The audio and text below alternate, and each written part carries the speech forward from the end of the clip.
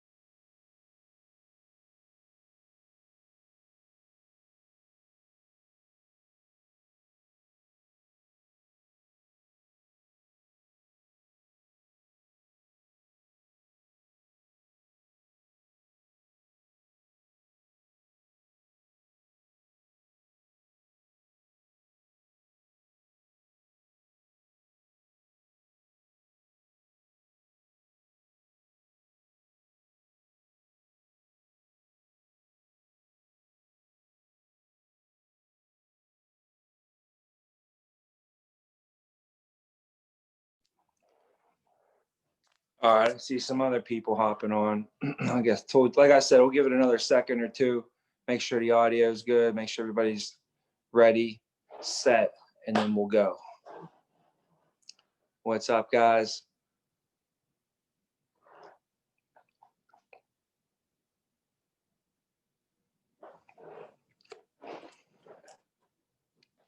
There's this place called Clean Juice by the office. You can go there and get like any kind of juice. So if you're into juicing, they got good stuff there. Though they got like an acai bowl or acai or whatever you call that stuff. Had one of those the other day from there, and they had this golden latte, and it had like turmeric, and it had ginger. It was made with like coconut milk, so that was pretty good.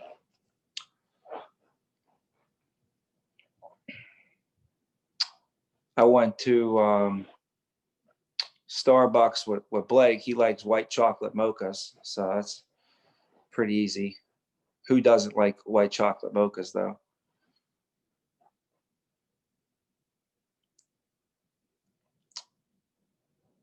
Marquise, what's your favorite drink in the morning? My favorite drink in the morning, huh? I feel like Christina got me drinking a lot of green tea recently. I wasn't a huge green tea fan before. It was more so just coffee, Coffee. Coffee with almond milk. I feel like you gotta, not too much other than that, but I've been trying to do a little bit more natural, so green tea. Yeah, yeah. Nice. Gio's a green tea guy. Yeah, I feel like it's just missing some flavor, I need a little bit of sugar sometimes too. Honey. Oh, you gotta put the honey in it, man. Okay, there we go. There we go. Yeah. Gotta Green tea and honey, that's the way to go. gotta try it next time. I got to. You can make your own little remedy, guys. If you just heat up hot water and you put lemon, just squeeze half a lemon. I cut a lemon in half, squeeze half a lemon, honey, and then if you can get some fresh squeezed ginger juice, not a lot, like literally like a cap full, like a little cap from your water bottle full. Like you don't need much, like half a teaspoon, maybe a teaspoon at most, but not that much ginger in it. And you mix that up. You don't even got to put nothing else in it, and it'll be good. I got that from, there's a restaurant downtown, guys, called True Foods.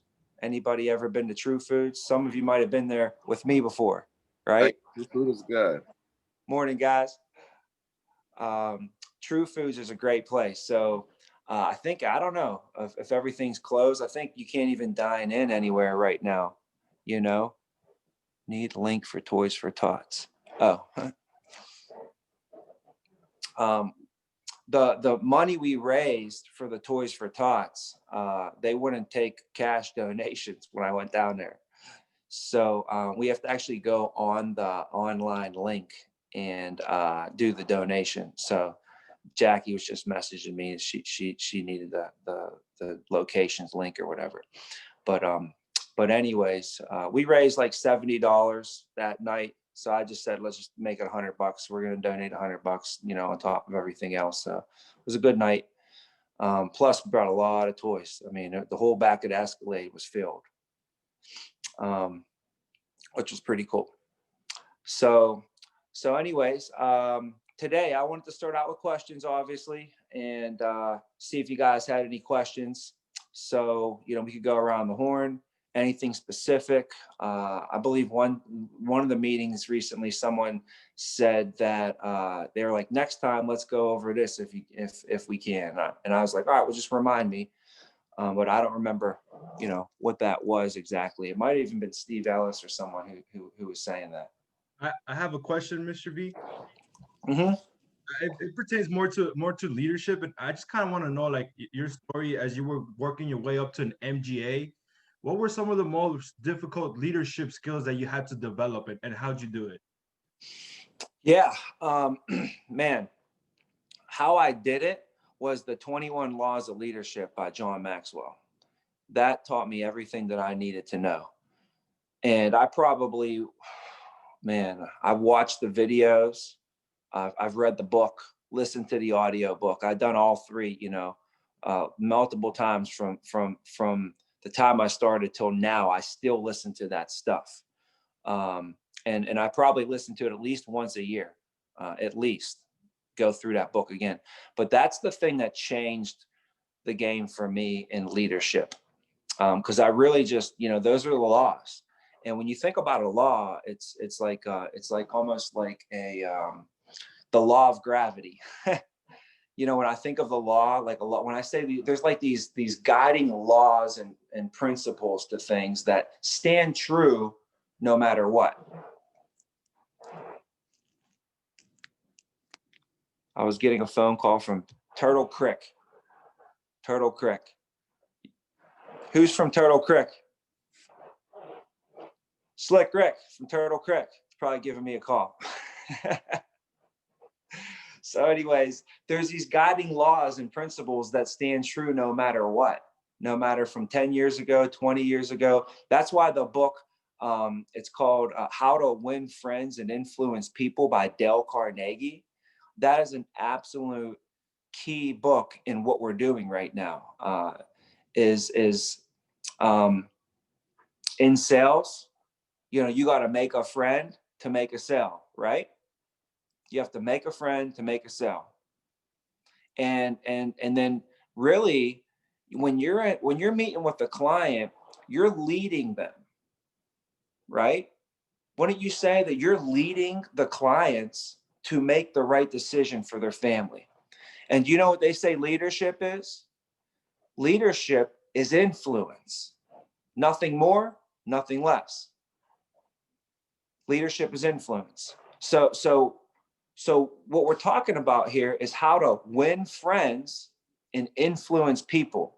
So I just always thought about the title of that book, how powerful that is, you know, and especially in regards to sales, how important. It just makes sense to me that, you know, they say you need to make a friend to make a sale. So, you know, I've got to be pretty good at winning friends. But in order to influence somebody to, you know, invest $200, $300 a month into something, you got to have some strong leadership skills to lead them in that sort of way as well. So that leadership is influence. So, you know, you want to win friends, right? And once you win those friends, then you know what you want to do with them. You want to be able to influence them and lead them the right way. And that's a great book that you can kind of use as well. And I just recommend to not only read that, you know, at least once a year, but, you know, start spreading it to, you know, your team. And, you know, that's part of leadership. You know, how did I grow in leadership? Because I read the book, but then I also got my people reading and thinking about leadership as well. You know, I didn't grow into an MGA by what I did, like all myself, you know. It was a team, you know, event. Like I brought in my best friends, some of my top people. My dad helped me recruit some people. I put ads up. I ended up meeting a superstar who worked at the jewelry store. I was buying my girlfriend a piece of jewelry from Swarovski Crystals, and she said to me, she said, "Hey, do you know anybody else that would want to get some Swarovski crystals? You send them over to me. Here's my business card." I said to her, I said, "Okay." I said, if you know anyone that's in sales and wants to make a lot of money, you send them over to me." And I gave her my business card. And she goes like this. She goes, "Well, how about me? Do you got a quick second right now?" She's like, "Mary, I'm going to take a break." And she's like, "Come with me out in the hallway." I'm like, "What?" She's like, "I got to get out of this place. You know, what do you got?" You know, I was like, "Well, slow down. Let's get you into the interview." And I brought her in. She's one of our top people, top people. She's still with the company today. I recruited her right out of the mall. Right. But she ended up becoming a, you know, manager, GA, and all that stuff for us. But the idea is these laws. I'm going to go back to the laws real quick. You know, the law of gravity doesn't change. You can hate it. You can get mad at it all you want. Don't matter. If you fall down, you're going to bang your knee or something. So you could disagree with them. The best thing you could do with the laws is to understand them. The worst thing you could do with the laws is not know they exist. Ignorance is no excuse to the law. So imagine you're driving your car and you ran a stop sign and the cop pulls you over and he says, "You ran a stop sign." You say, "Officer, I didn't know." What do you mean? He said, "You have to stop at a stop sign." He said, "I didn't even know that. Is that what that means?" He's going to say, "Why are you driving a car if you don't know the laws of the road?" So if you want to know and operate, and we're taking our car, this vehicle, we're in a vehicle, and this is the vehicle that's going to get us to our family's dreams. You know, and in order to get there, we have to achieve what? Success. And to achieve success, there are laws. There's just laws that govern being successful. And along the way, you're breaking all the laws. But and then you get to and you're like, "Well, where's all my success?" And I said, "You're breaking the laws." You say, "Well, I didn't even know those laws existed." So whose fault is that? It's your fault. You can't say, "Oh, nobody told me that I can't sleep until noon every day and get hammered every night." Nobody told me that. I mean, there's certain laws to being successful. And if you're breaking them, it's your fault because you should have read the manual. You know, you got to find out what those laws are, right? But so the 21 laws, in my mind, I took it like pretty much that serious. These are laws that if you break them, you're not going to have the success that you need to have in leadership. So anyways, the first law I went over earlier with everybody is called the law of the lid. So, you know, I had to work on myself to raise my leadership lid. And what's funny, guys, is that the more that I studied leadership, the better that I got at leading myself, and the better that I got at leading my family in certain situations. How about sales, guys? The better that I got at sales, I found myself getting more of what I want in life. Not many people are willing to go through the fire of getting great at sales. Some people are born with a little bit. I was born with a little bit, but not I definitely was not born to be a top salesperson. Definitely wasn't in my blood. I wasn't born a top salesperson. This is something that over a time I learned, I skinned my teeth, I messed up, I lost sales. I probably lost millions of dollars worth of sales in my life. And that's a tough lesson to learn, you know? And that's another way to think about it, guys. If you just think about it, is you're not costing you any money to learn anything right now, right? It's not costing us any money, but what it's costing us is when we're not knowing what we're doing, that could be the cost. It's costing us to be able to get told no, handle rejection. Our cost is that. But when I start doing great at sales, I start closing deals like in life, like deals that didn't really matter that much, but sort of mattered. Was like, let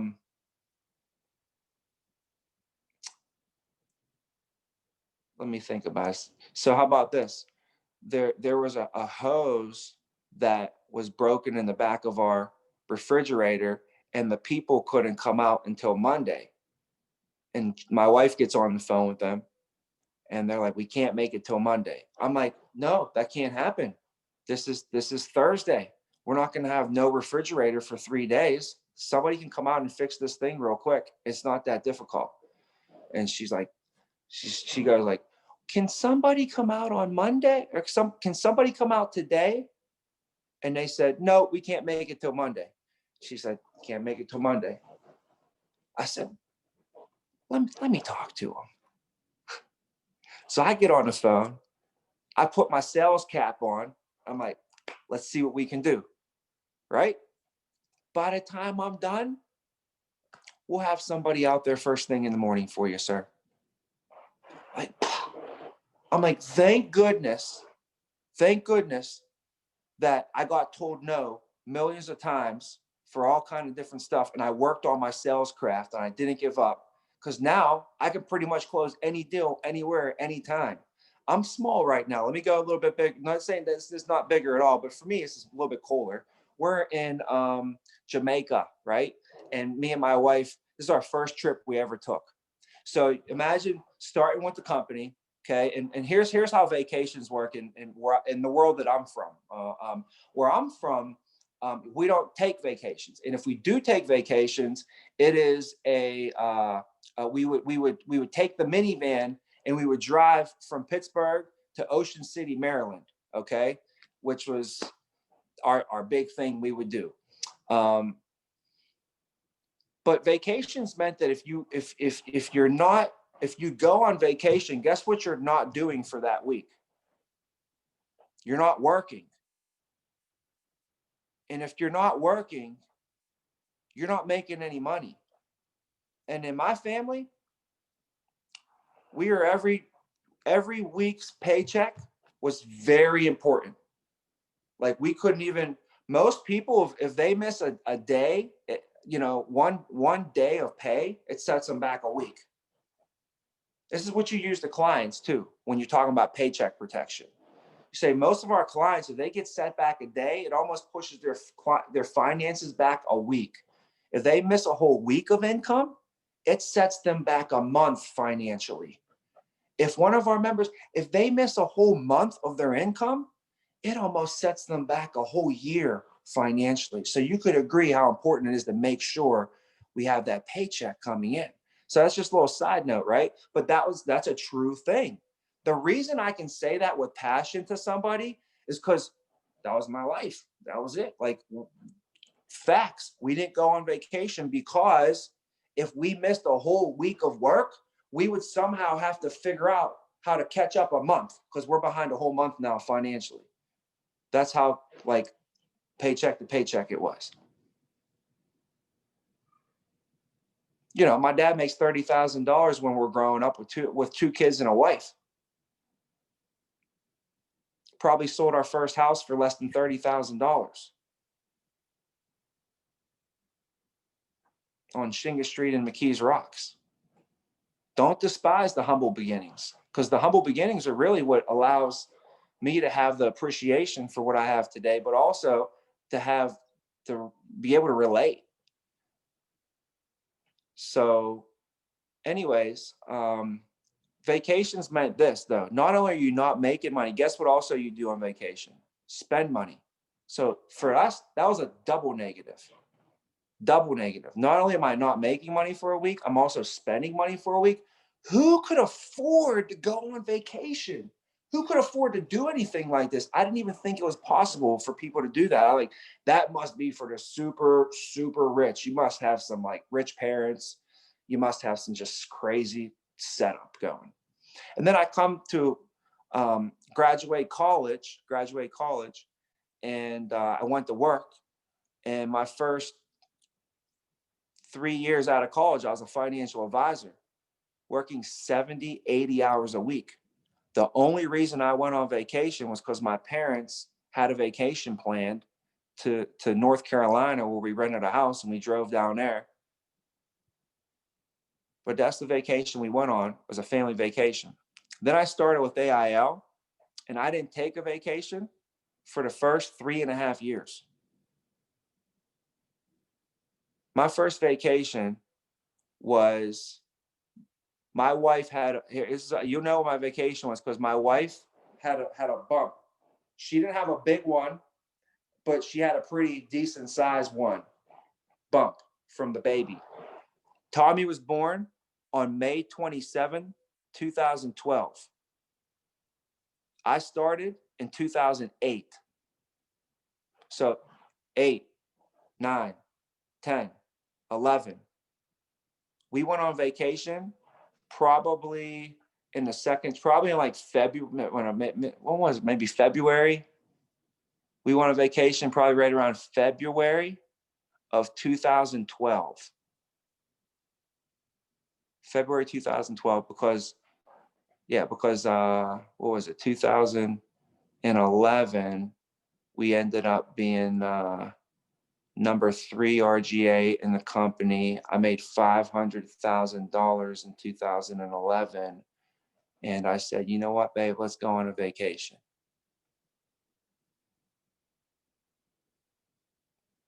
How many of you guys would be able to delay gratification?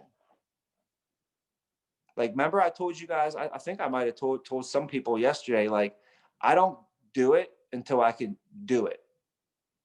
If I'm going to do it, we're going all in. Like my wife, she was mad because we were dated for like 4 years and I still didn't get her a ring. And I told her one day, the reason is because when I get you a ring, it's going to be the biggest, baddest ring that we can get. It's going to be sick. And I'm not financially at a point where I can pay cash for a ring the size that I want to get you. And she's like, that's just your excuse on why you're not getting me a ring right now. But it was legit. And another reason why we didn't go on vacation, because if we would have went on vacation, it would have been a quick one because I didn't have the time. Or if we were one-on-one, it wouldn't have been that luxurious. It would just been just real quick, nothing crazy, you know? So when we went on our first vacation, we went to Jamaica, stayed in the honeymoon suite, or like some big ass, junior suite, right in Jamaica. And I had it set up at this point. I had it set up now where my business was built. I had the team built. So while I was in Jamaica, I made $17,000 that week. So talk about vacation. People like, well, you don't go on vacation. I said, wait till I go on vacation. When I go on vacation, I'm going to be getting paid while I'm on vacation. Forget this not making money and spending money shit. That's not how you want a vacation. Worrying about, oh, let's take the bus from the airport to the resort and let's make sure we get the all-inclusive.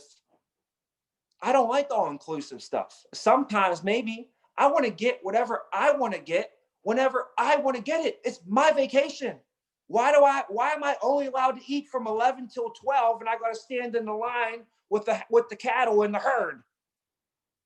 Who wants to go on vacation and be in the cattle where I gotta wait on the bus?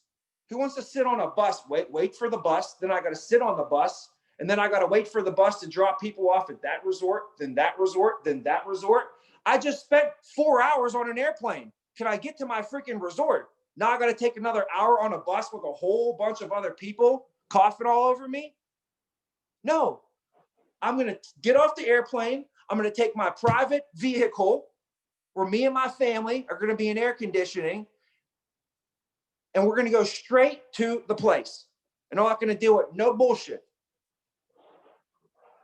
But broke people, that's how you have to vacation. So I hated that shit. I said, I'd rather not vacation. I'd rather vacation when I can do it the best. So I didn't vacation for 3.5 years. And when I did, we did whatever we wanted and I got paid. But nobody got the patience for that.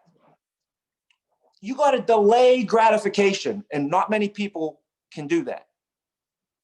They want it and they want it now. And one of the worst things Amazon could have probably done for planet Earth is same day shipping, same day shit. You ordered at 10, you got it at 3. I used to joke about this, guys. I used to joke about this when I talked about having patience and delaying gratification. Because I used to say this 10 years ago. 10 years ago, I was telling people this. You know what I was telling people? I was telling people this, that somebody, they'll go online and they'll order something, and 3 hours later, they're looking out their window waiting for it to be delivered. Like, that's how bad people want something. They'll order something and they'll want it the same day. And then Amazon went ahead and boom, now you see it in real life. It's happening. So they're just feeding into everybody's impatience. I want it now. And I want it all. But I'm telling you, man, the people that you see that are doing all that stuff, they went through all the same process. So it's like a silent, like, club almost. Like, you know, when you get to be an MGA, and it's almost like there's just this understanding amongst everybody. You know, like, there's no way you're especially if you're an MGA doing, you know, over $1 million, $2 million a year in production. Like, there's no way you're an MGA, you're $1 million MGA right now, and you haven't been through some shit. There's no way you didn't delay gratification. There's no way that you didn't invest a lot of time and a lot of money into the, you know what? I know what you've been through, bro. You earned some stripes for sure. Like, if you made it, if you done that, you, and you know what that is? That's not just MGAs though. That's rich people, wealthy people. They all have an understanding and a mutual respect upon each other that they know, especially when you hear people's stories too, about how they did it. Like, I got mad respect for the one guy that I met here. His name's Brad. He did it through trailer parks. He started out managing and building trailer parks. And he told me his humble beginnings and how much time he spent and all this shit. And I'm like, that's why you're in your late 40s. And that's why you have a $2 million house right here. You know what I'm saying? And that's why you're very successful. That's success leaves clues. So anyways, so the question, you know, was from, you know, Andreas, you know, how do you, you know, what was the path and all that? And, you know, I started talking about being masters of sales, you know, and that's where it all starts, obviously, mastering the sales. Because you can't, you know, my thing was like, dude, I'm going to do this. This is it. This is it. I'm not doing nothing else. I'm doing this and I'm doing it the right way. And if I'm going to build this thing, I'm going to build it the right way, one brick at a time. And I'm not going to put that other brick down until I know this first brick is exactly 100% where it needs to be. It's level, it's symmetrical. We planned everything out. When we build this castle, we're building this castle so that when the sun comes up over here and it lands over here, it's going to do all kind of cool shit inside. It's going to light it up at 10 o'clock over here. There's some special windows. Plus, we got the plants on that side. We need them to get the morning sun. We got the swimming pool in the back. If I put this brick a little bit to the left or a little bit to the right, the whole side of this wall is going to be off by a couple of meters, and it could change the whole direction of this house. So I got to get this brick down, and it got to be level, and it better be secure. And after I get that brick down, level, secure, straight, perfect, and I double check, because we always do, you know, you measure twice, cut once, right? Then I put the next brick down. Then I put the next brick down. And every single brick is so important, because I'm building my family's dreams, that what I built is literally going to house all of my family's dreams forever. If you were building something that, like a real house, let's say you had to build a real house right now, and this house had to stand up for the next 1,000 years. This was it. This was the house that your kids and your great grandkids and everybody was always going to be able to have for them to rest ahead and rest peacefully at night and not worry about nothing. The walls ain't going to fall down. There's not going to be no leaks in the ceiling. The foundation isn't going to crack. You're building a castle. How would you build that, guys? What would you do? Would you just slap some stuff up? Would you hire a contractor to do it? Or would you do it yourself? You know, would you get the best materials, or would you cut some corners? Remember, what did I say? When you take a shortcut, your results get cut short. When you try to take the shortcut, and it happens in this business all the time, I'll see people, they'll try and take a shortcut with their script or whatever they want to do, and then their results end up getting cut short, and they want to blame everybody else. You know what they say, if you want to cut the corners, you know what happens if you cut corners? Anybody remember this one? The corners will cut you. You cut corners, the corners will cut you. So you're building this thing, you know, that was my thing. So the number one thing was, and I'm going to have to be able to duplicate what I am. You duplicate what you are. You attract what you are, you duplicate what you are. So I wanted to attract closers, so I wanted to become a better closer. You know, I wanted to teach people to be the best closers, so I had to be the best closer. I wanted to teach people how to be the top. Think about it. If you're building your organization, you're only going to be able to give what you got. So I mean, I'm like, if somebody came to me and they're like, Tommy, I want to be the #1 agent this month. And I had to look at them and say, you want to know what? I never was the #1 agent before. Andreas was. Maybe you should go talk to Andreas. He could tell you how to do it.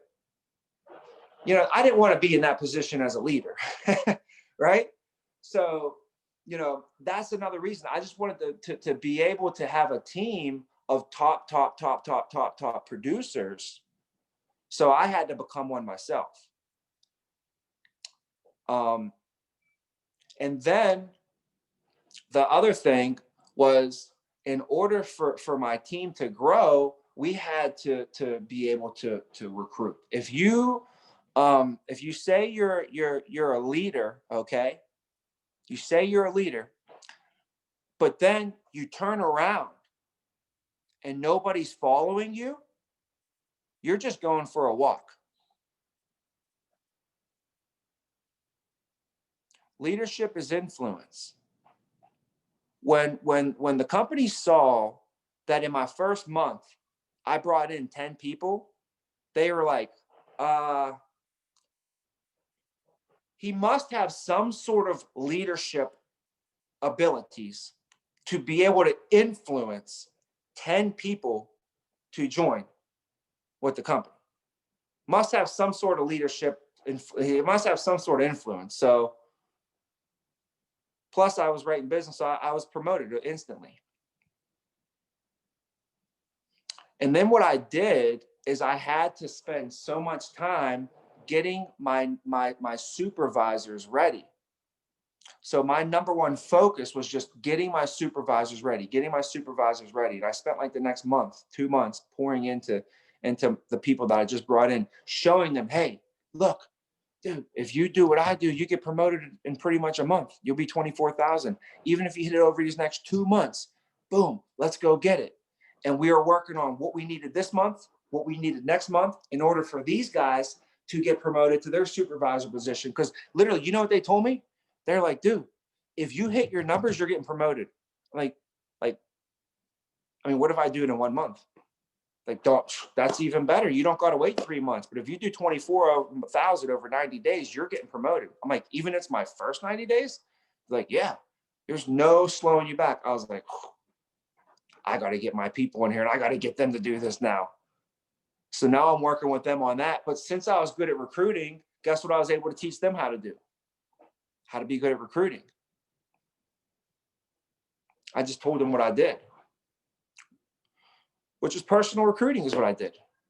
I literally contacted everybody that I knew and I said, amazing opportunity, game changing, life changing. This is life changing, man. I wouldn't even call you if and waste your time if it wasn't something to consider. All you got to do, just come up to our office on Tuesday at 10:30, meet with my manager, okay? And then we're gonna go over the career with you at 11 o'clock on Wednesday. And afterwards, you'll know if it's going to be a good fit or not for you. But what'll be nice now is that you'll at least know what I do. So that way, if it's not a good fit for you, at least you know what I do, so that you might come across some people. Because let's think about it. You're going to come across a lot of people over the next couple years. So if you ever come across anybody that could be a good fit, you'll at least have a better idea of what we do, and you can help me maybe grow the business if you don't even come in and work with us too. Which I think if things work out, man, you could potentially be coming at the right place at the right time. But like I said, just at least come in, check it out, see what we do, and we'll move on. We'll go from there. That was my conversation with some people, man. I called all my friends, all my family. I got them all to give me people that they knew. Hey, Uncle Bob, do you know any salespeople? He's like, yeah, I've got friends from college. They do sales. The one kid that lives up the street, he works for a sales company. 3 guys on my floor that I work with, their kids just graduated college. That happened for me. We'll just say, hey, uncle, do you have any, and do you know anybody that was in sales? Anybody that's in sales? I need to hire. And he's like, yeah, here, check these guys out. Give them a call. So if you get people into the company overview, it at least before you put them in a company overview, it's a question mark. Nobody knows. Like, they don't know. You don't know. I would rather get them moving in one way or another, rather than them just not know. So, on a weekly basis, you should be getting multiple people to watch and sit in and register for a time for the company overview. Right now, we run company overviews, 3 of them a day, 10, 2, and 6. This gives people opportunities that work to do it at night, 3 opportunities a day. So if I met with my cousin and I was like, okay, well, all right, so here's what I'll do. I'll send you a link, click on the link, and then choose a time. There's going to be say we are going to be hosting a few company overviews over the next day or 2. Okay. You can choose a time and register, and you could actually sit in on that company overview, take some notes, and I tell them afterwards, they'll ask you to fill out a questionnaire. You could fill out that questionnaire, and then we'll take it from there. We'll move forward from there. And I would get all your friends, family, cousins, everybody. Just, hey, click the link, register, watch it. It's a half hour. It's half hour. And they should be interested. Like, you know what? I wonder what my niece does. This will be interesting. Let's see what Bob. Hey, Bob, come in here. Let's see what our niece, your sister has a daughter. Her daughter works for this company. Let's see what she does.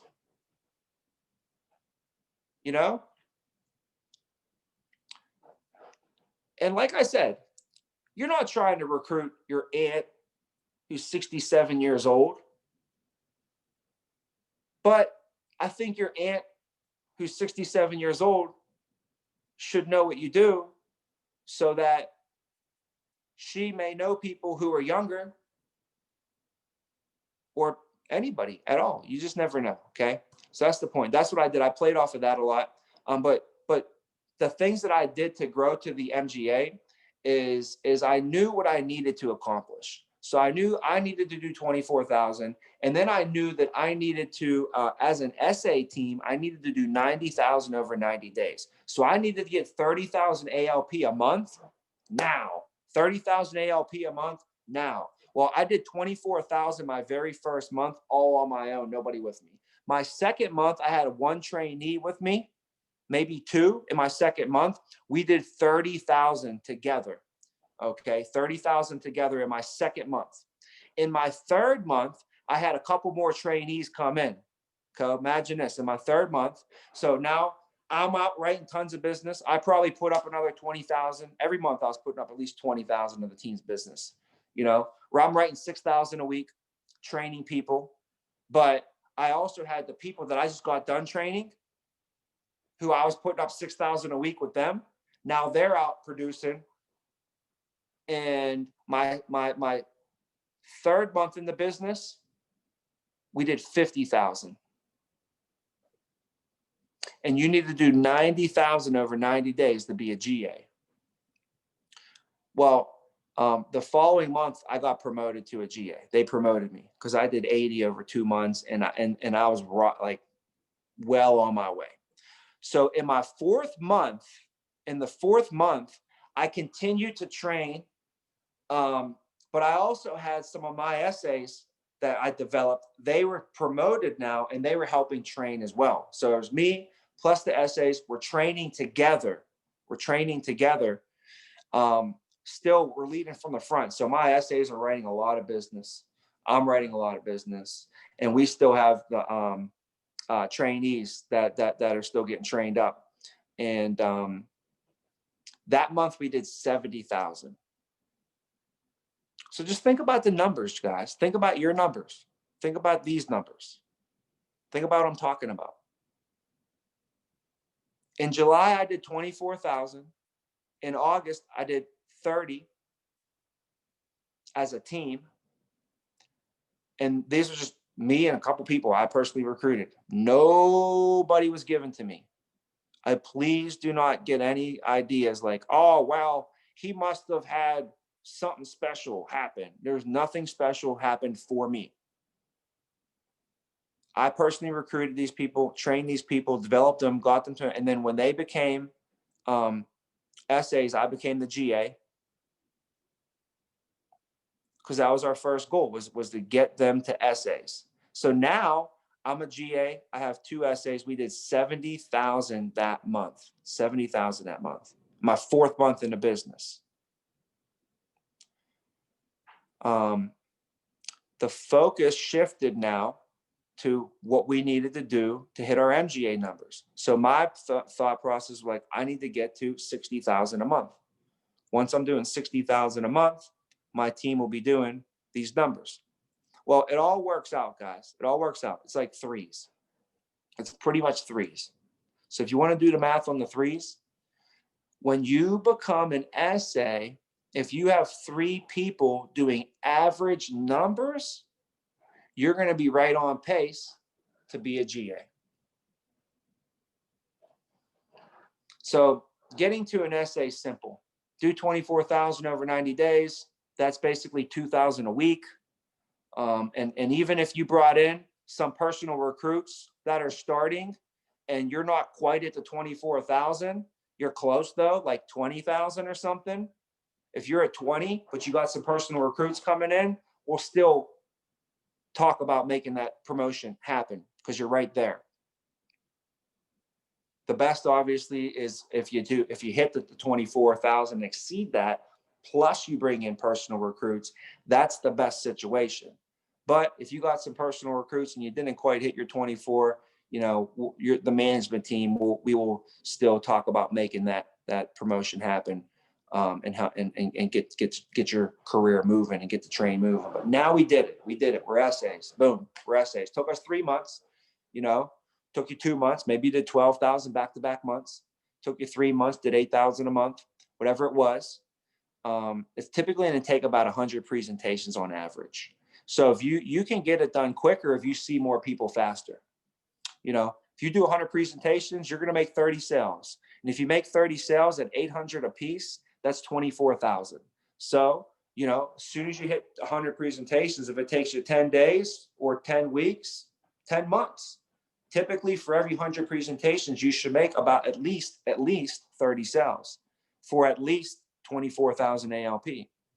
So the faster you can drum up 24 sits is the faster you can pretty much count on being an essay. So 10 sits a week is 10 weeks. That's 2.5 months. So you can get it done in 2.5 months, 3 months at 10 presentations a week. So anyways, all that math right there has to make sense. And all that made sense to me because that was it. And then also what they told me is like, Tommy, if you can get 10 people doing average numbers, that means your team's going to do 20,000 a week. So if you could get 10 people to do 2,000 a week, your team's going to do 20,000 a week. And they say, if you do that, you'll be making like $200,000 a year. And I was like, wait a minute.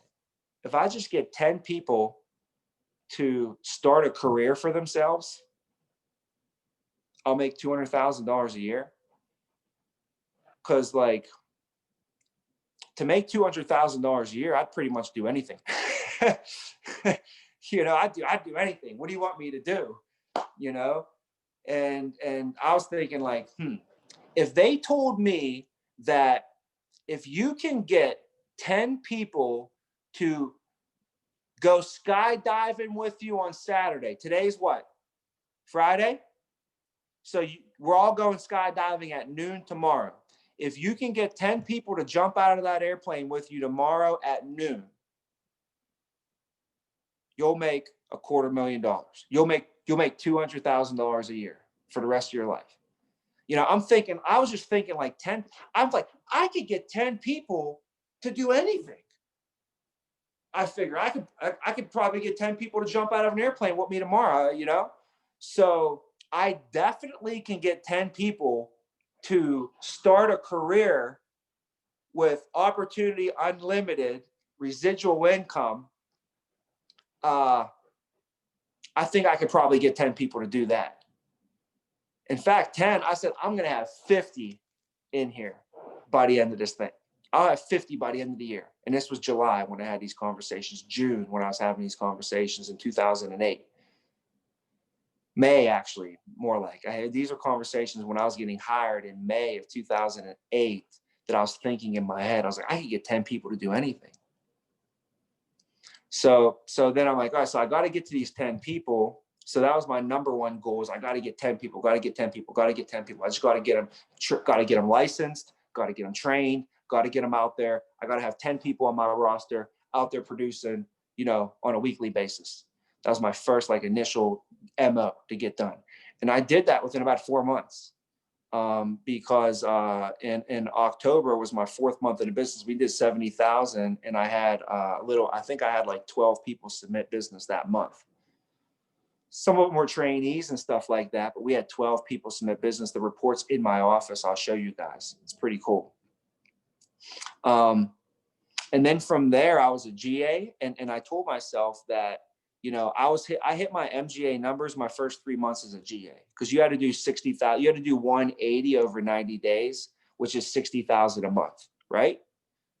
So first of all, when you're an SA, let's go back to the threes. I don't want to jump all over the place, but I said threes for a reason, okay? When you become an SA, if you have 3 people do average numbers, what does your team do for the week?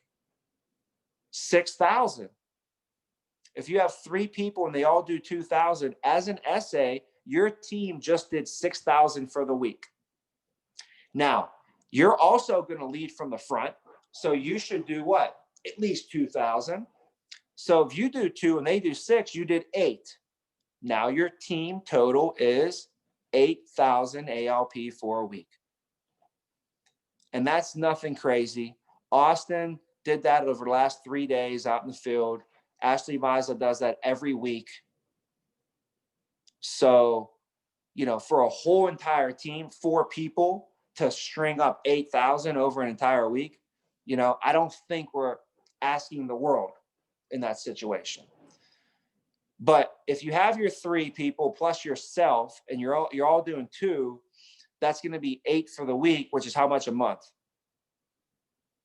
32,000 a month.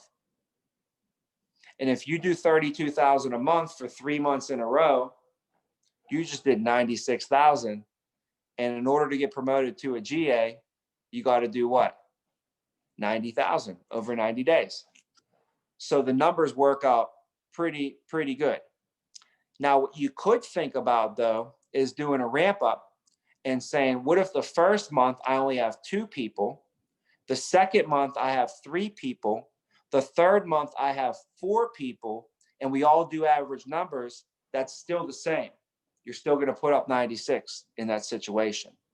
So whether you just have 3 people all 3 months and you just knock it out, or you start with 1, then you have 2, then you have 3, then you have 4, the first month, 2, 3, 4, you can still get it done in those 3 months. Hopefully that makes sense what I'm saying. So now you become a GA, and now the process is I need to do 60,000 over 90 days. I'm sorry, 60,000 a month. So basically 180 over 90 days in order to be able to say I can be an MGA. For me, guys, I hit my 60,000, I hit my 180,000 over 90 days. I hit that by pretty much the end of the year. I could have probably got promoted January 1st. But I was not the #1 GA yet. So we waited January and February until I was the top GA in the company internationally, in the world, not just in our office. And once I was the #1 GA in the world, then I said, okay, now let's go be an MGA. Because I wanted to solidify it to make sure I did it right. Hey, Tommy, I've got a question. Yeah. So that all sounds like really, really amazing. And I'm just wondering, like, oh, sorry. Like, how, like, I'm trying to, like, understand, like, how to actually apply that and how to actually make that happen. Like, how are you, like, structuring your schedule so that you're able to fit all of that in? Are you, like, having people call for you, do back end of the business for you? And the reason I'm asking is because, like, right now I'm still trying to figure out a flow where I can fit everything in, and I'm not even nearly writing as much as you were when you started. Like just like making all those, like, because you have to set appointments, you have to manage the back end, and then you're still writing business, and then you're leading people. Like, how is it similar to what we're doing now? Would you say because you, like, had a background in, like, sales before, you were just, like, a little bit more prepared and you have the skill set a little bit? Or does that make sense as to what I'm asking? Yes. You know, now that I think about it, you know, I'm just thinking because you know what you're saying, and it's a time. Basically what you're asking is a time management, like the skill set of managing your time. And I will tell you that by spending 3 years as a financial advisor, working 70 hours a week, 80 hours a week, you know, you have to maximize your schedule and prioritize things. So I learned over the years, like, things I should prioritize, things that aren't as much a priority, when to do certain things, when not to do certain things. Like when you're a financial advisor, you know, you're out there hunting from 8 o'clock in the morning till 9 o'clock at night, because you can't call at 7:30, but I can call at 8:01, you know? So 8 o'clock in the morning was the first chance I even had to get a client.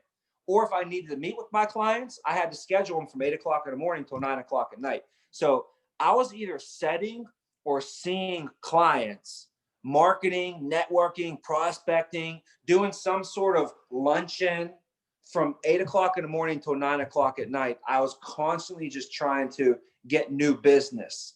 That was because that was my time. So I had to do all the other busy work before that or after that, which usually for me was after that.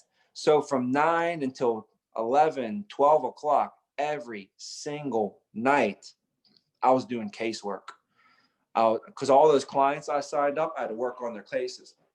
And what I found though is I 80 hours a week, you start getting mad at yourself for working 80 hours a week and feel like you're not getting results. So I had to get better at it because I was getting mad at myself because I was working 80 hours a week and still getting the same results.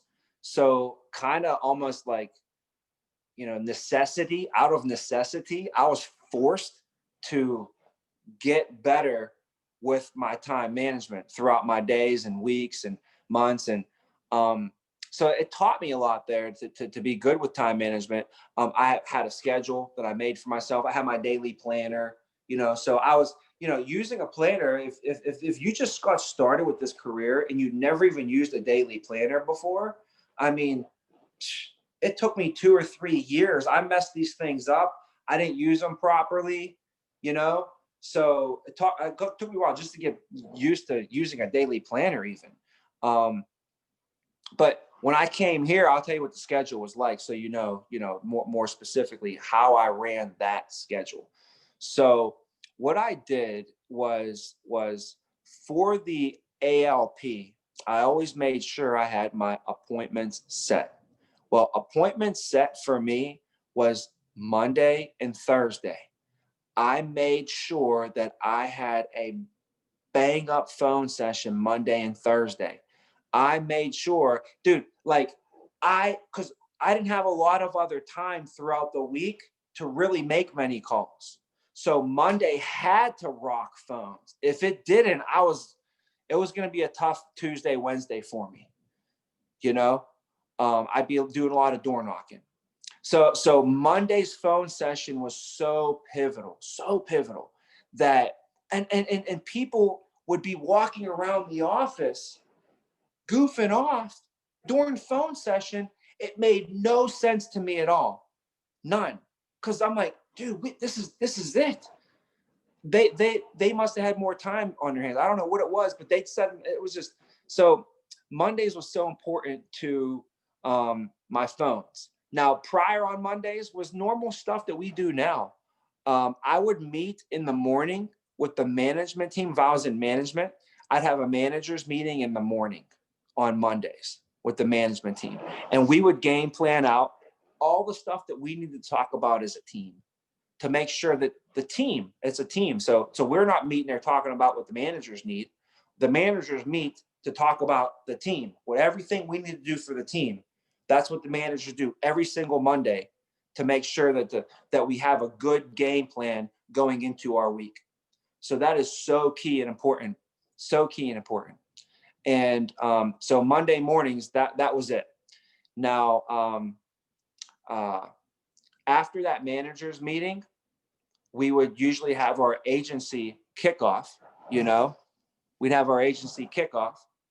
And then after agency kickoff, a lot of people went to lunch. So we would go to lunch as I had the team, you know, in management, I'd go to lunch with the team a little bit. But really I try and get attacked onto the phones as quick as possible, make sure that all my guys are good.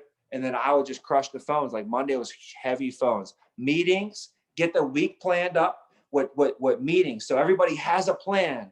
Everybody knows what they're doing.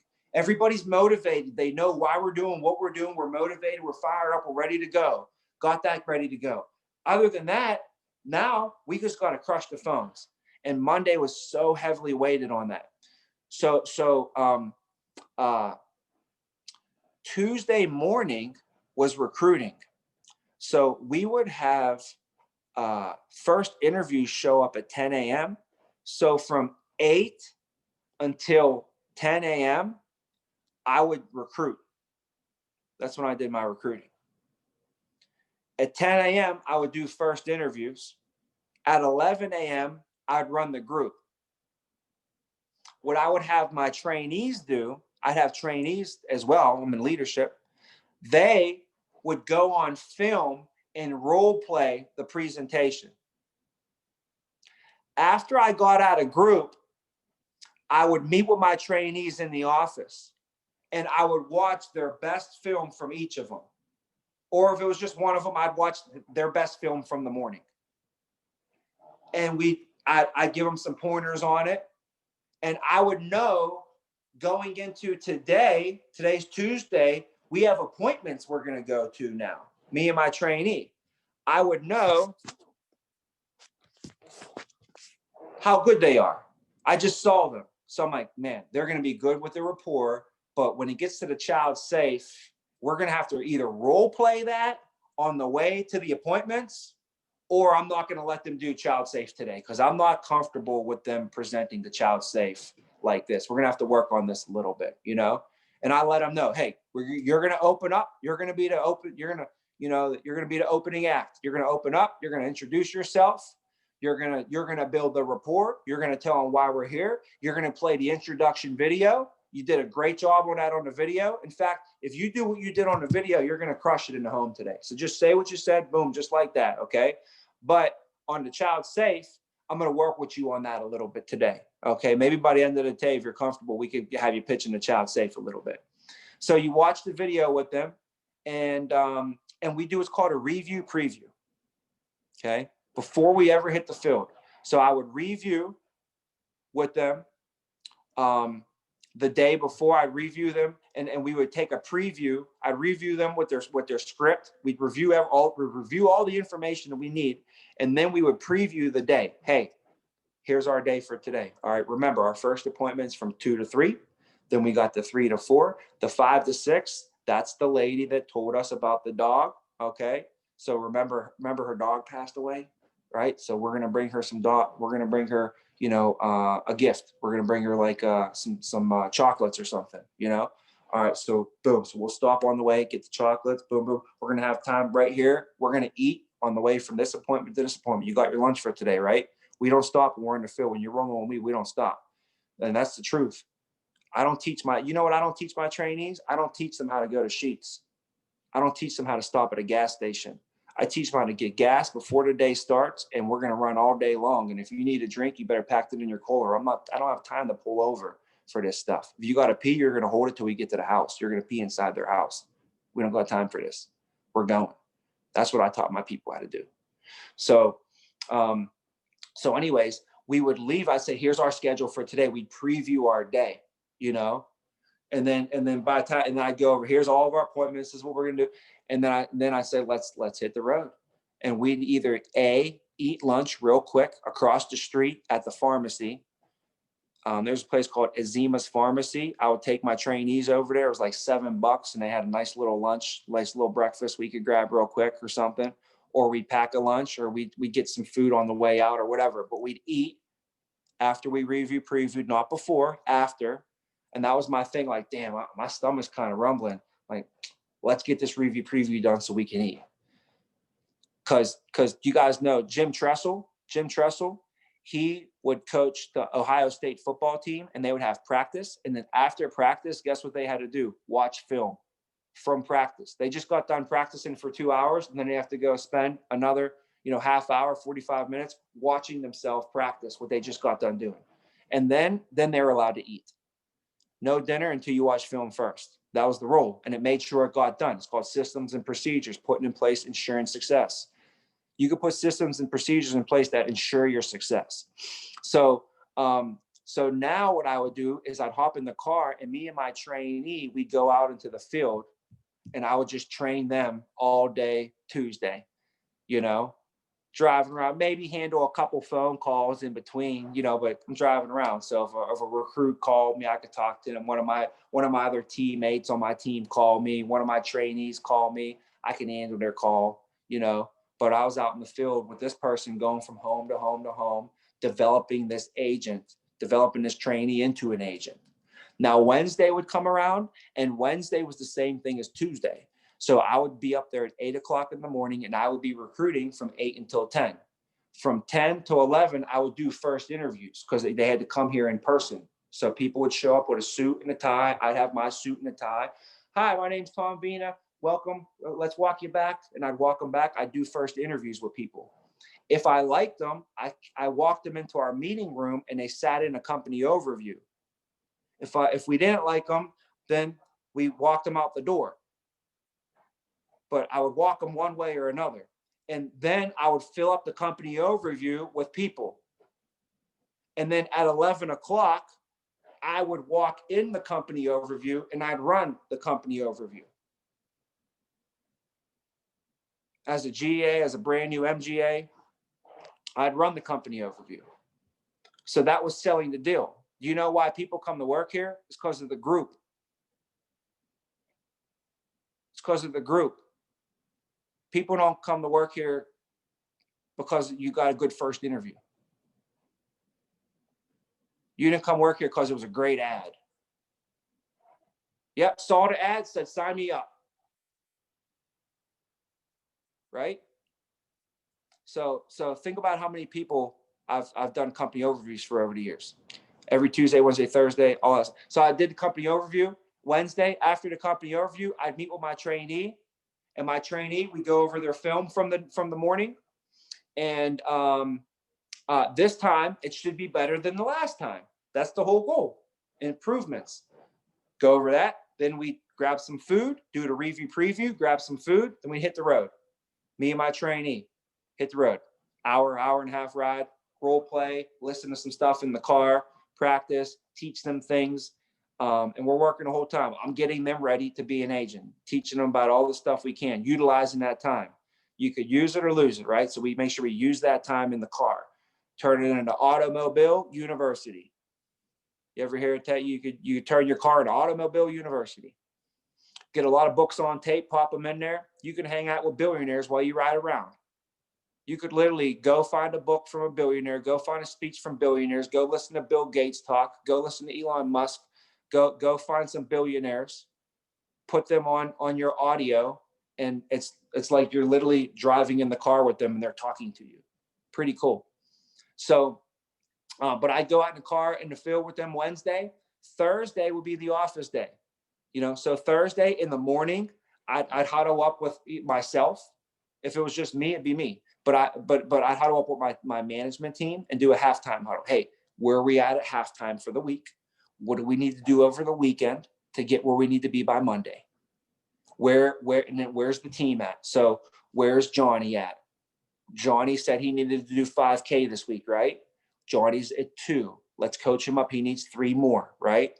Crystal said she wanted to collect 60 referrals this week. She only collected 20. So she got to get 40 over the weekend. Sarah said she needed to give 15 presentations this week. She's at 7. She needs 8 over the weekend. And you go through your team based upon what they needed to do, and we help them coach them up on where they're at for halftime and what we need by the end of this game. So we have a halftime meeting. Other than that, at 9 o'clock, I'd huddle with the managers. At 10 o'clock, guess what I do on Thursdays? First interviews. 11 o'clock, group. 12 o'clock, I would try to grab lunch with the team if possible. If not, I just eat lunch in my office, handle my emails, and handle all my policy mods and everything I needed to do. Remember, Thursday's defense day. Monday's offense, Thursday's defense. So anything retention-wise on Thursday was my like day that I made sure I got it done. I try to get it done Monday, Tuesday, Wednesday, but if I didn't, Thursday's like the net that would catch, and made sure on Thursdays I did all my retention stuff. So Monday's offense, Thursday's defense, you know, if that makes sense.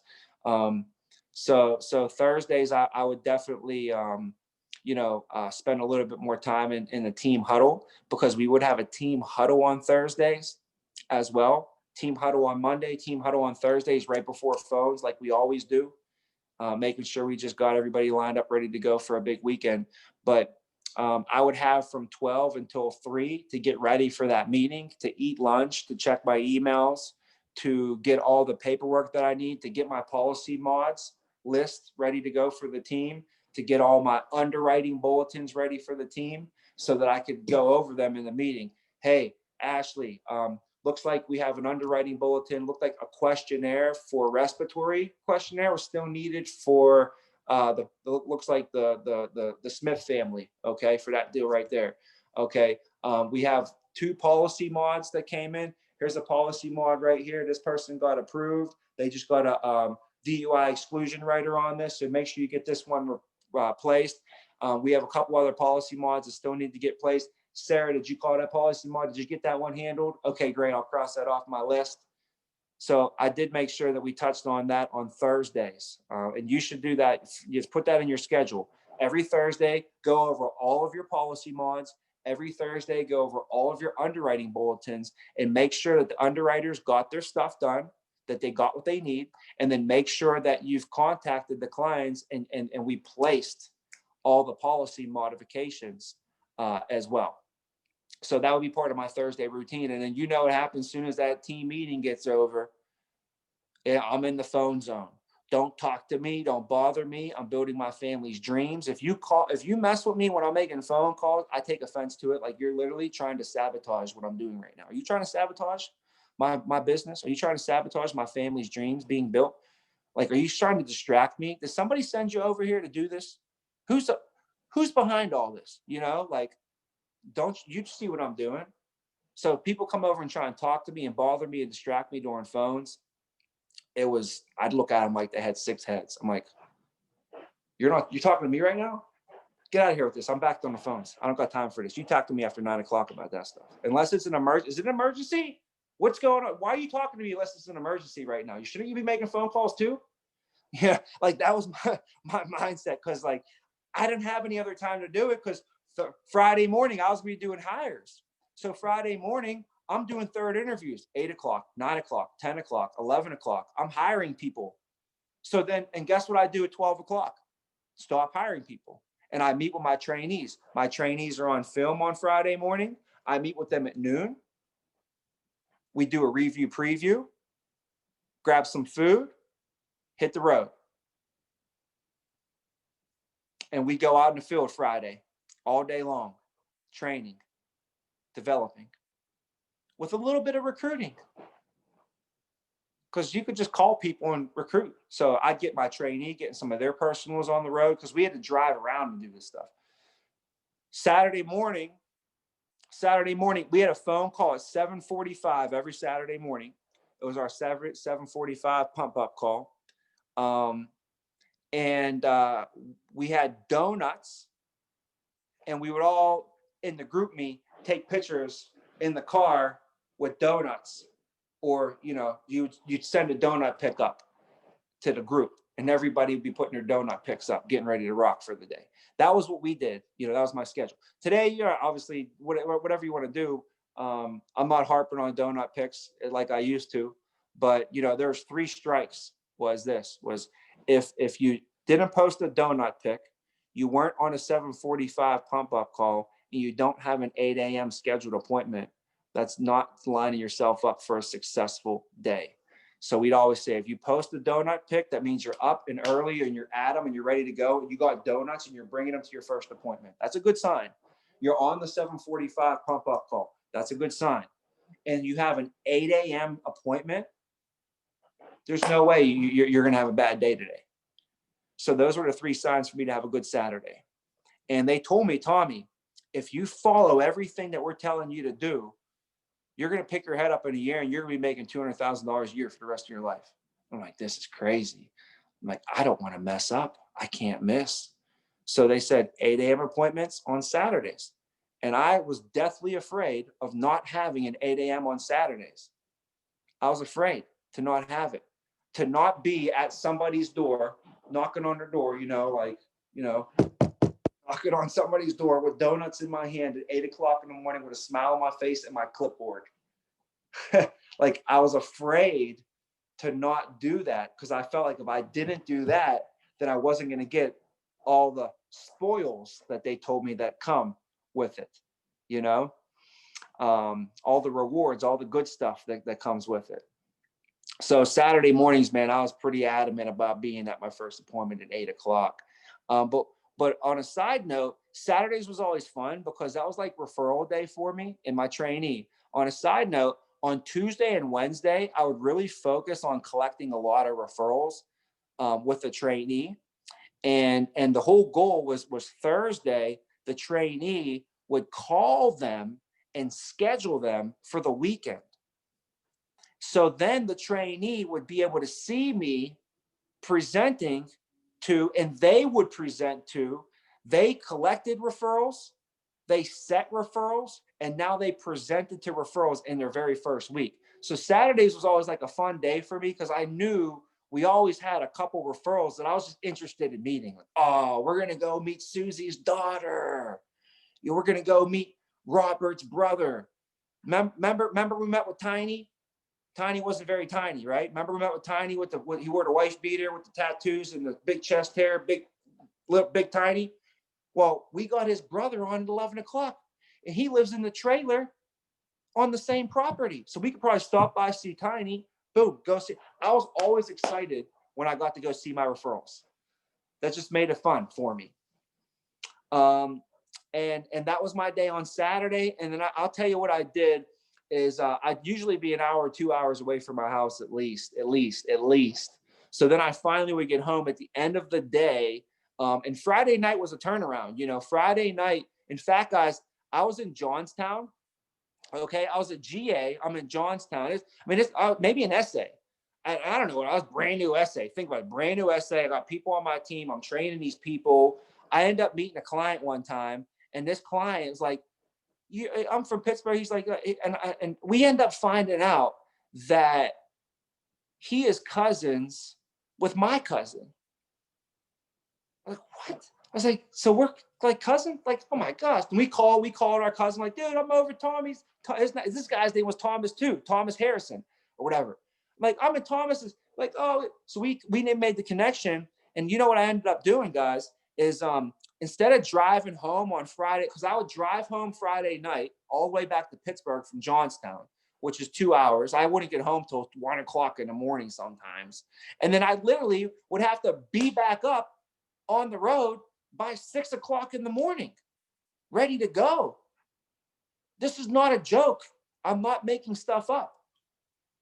I literally, for a while, I tried to figure out ways where you could maybe not sleep anymore. I was like, oh, we got to figure this out. There got to be a way we could just get away with like at least 2 days a week, no sleep. You know, we got to figure this out. So Fridays was a rough turnaround. So Saturdays, I grinded it out. But I will tell you this, guys. Saturdays by 6 o'clock, when I came home, I would walk into my house and I would fall face first onto my couch, face first onto the couch. And I would say, just rest for a second. And then I never would get up. And I'd fall asleep. It'd be like 9 o'clock at night. My phone would be blowing up. Where you at? We're all going out. And then I'd like try and go out for the night. And believe me, I didn't drink. I went and I got Sprites at the bar. So Saturday night, if you saw me at the bar, I would order a Sprite. But if you order a Sprite, they'll give you a tall glass. And then everybody knows you're drinking a Sprite. So I say, can I get a Sprite with a lime in it? But can you put it just in a small glass for me with a little straw? And now people thought I was drinking like a cocktail, but it was a mocktail. I wasn't getting drunk. I couldn't, dude. I was like tired and I had to get up the next day. And I was trying to recruit all the drunk people. So I wanted to be sober so I could recruit all the drunk people. So by the end of the night, I'd be making connections with all these people, getting their phone numbers. And I had a couple personals lined up for the following week. That was my Saturday night, every Saturday night. I didn't want to go out. I wanted to sleep. Trust me. I wanted to chill, but I couldn't. I needed to go out and recruit and build my deal. And where you're going to meet all the young superstar studs that want to make tons of money, but they don't. They live at home with their mom, but they go out every weekend and front like they got all kind of money, but they don't got no kind of money, but they want all kind of money. And they want to live that lifestyle. That's why they're going to the bar. And that's why they're trying to pop bottles, but they're going back to their mom's house. Those are the people I want to recruit, because you really want to get put on and pop bottles? I'll show you how to get put on and put bottles. Let's go. And that's how I got superstar studs that really wanted it. They wanted it. They wanted it. They would have did whatever it took to make it happen. Matty D, my dude Matty D, I got him straight from the bar. And Matty D sacrificed everything, crushed, killed himself. Now he lives in $1 million house. He'll make $250,000 before he wakes up and rolls out of bed. He's one of those guys. Me and him were going to dollar drink nights and stuff, trying to make ends meet when we started. That, like, we go out and we didn't have barely 2 nickels to rub together, but we went out, had a good time, still made it happen, still recruited people. And then Sundays for me, guys, was game planning and phone calls. Sundays was game planning, phone calls. I was either game planning number one, but I was always setting and seeing on a Sunday. Always setting and seeing on a Sunday. Always. It was the only way for me to make up time. It was the only way. I didn't have much time.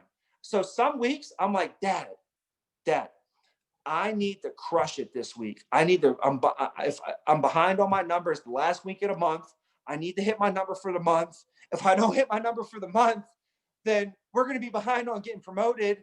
And if I don't get promoted, then we're never going to get to where we want to go. And all this work and everything that we've been doing will be for nothing. So we have to grind this. Dad, can you help me set some appointments? My dad come up to the apartment and help me set appointments so that I can have a bigger week this week.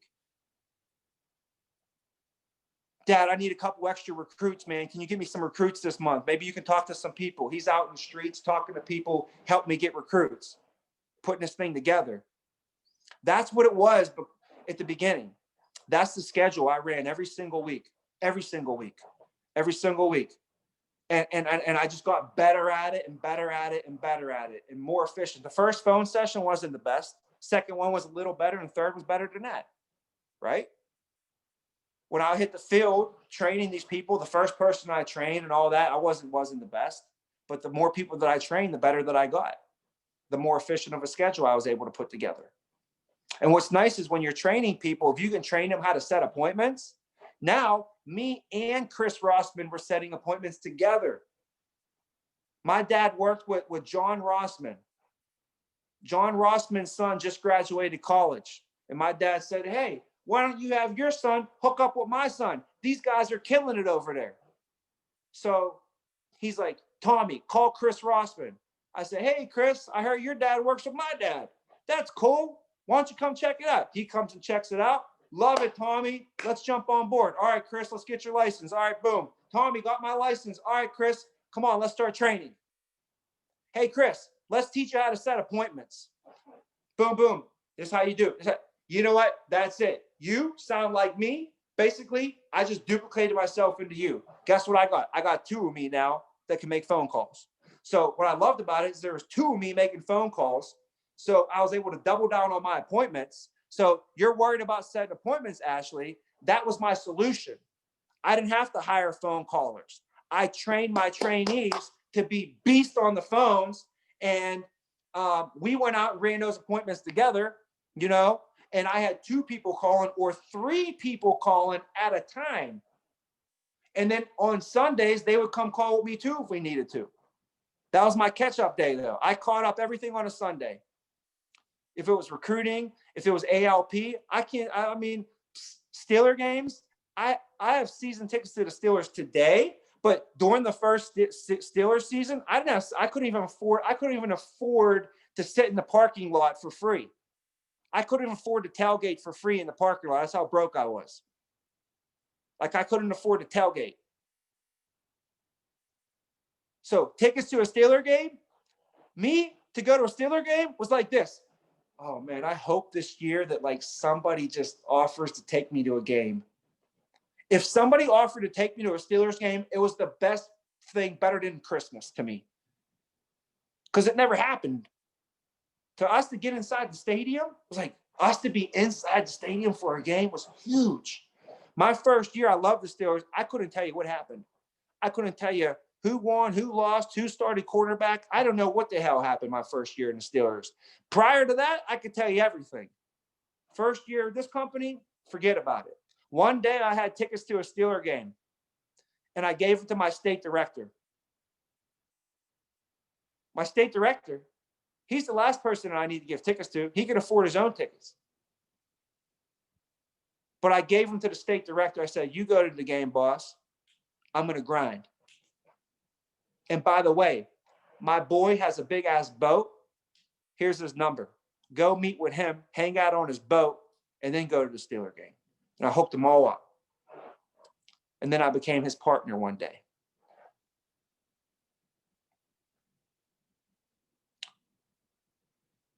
So the point is that was my schedule.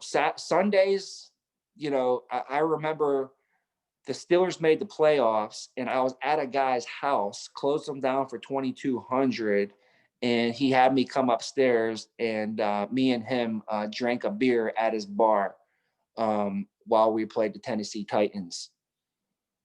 That's just a little memory I got. But other than that, man, there's really not much going on with Steelers. But that was my Sundays, man. I was out grinding. And this year, I sad to say, but probably 2 or 3 months ago, we had a gentleman pass away named Tony Dudek. Tony Dudek, D-U-D-E-K, Tony Dudek. I met with him and his daughter on a Sunday, like 10 years ago. And sold them a policy on a Sunday. A few years after that, Josh got them as a lead.